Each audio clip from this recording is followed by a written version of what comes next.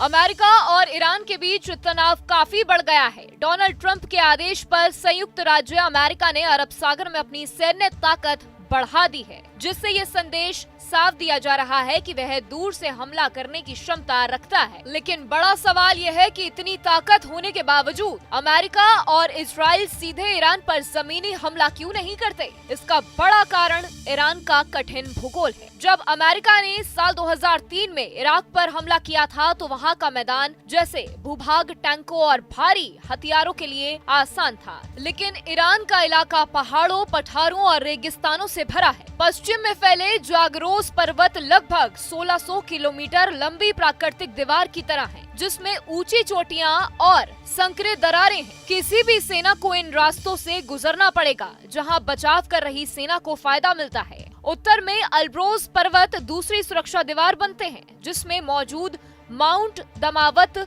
मध्य पूर्व की सबसे ऊंची चोटियों में गिना जाता है। इन पहाड़ों को पार करने के बाद भी अंदर विशाल रेगिस्तान है, जहां पानी की कमी और कठिन मौसम के कारण सेना की सप्लाई बनाए रखना बहुत मुश्किल हो जाता है। यही वजह है कि विशेषज्ञ कहते हैं कि ईरान का अंदरूनी इलाका किसी भी भारी सेना के लिए जाल साबित हो सकता है।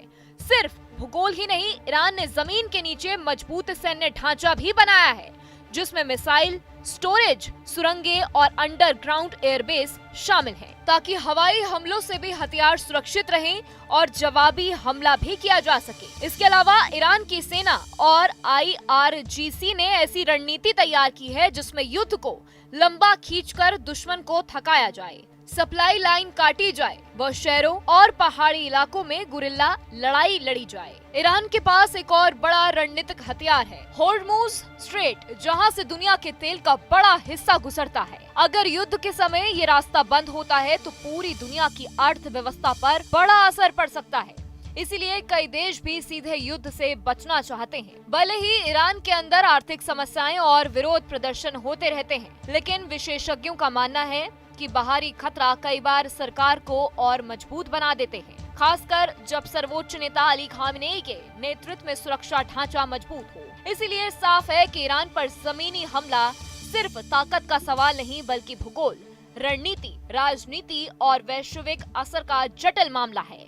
और यही कारण है कि शक्तिशाली देश भी सीधे युद्ध से बचते नजर आते हैं।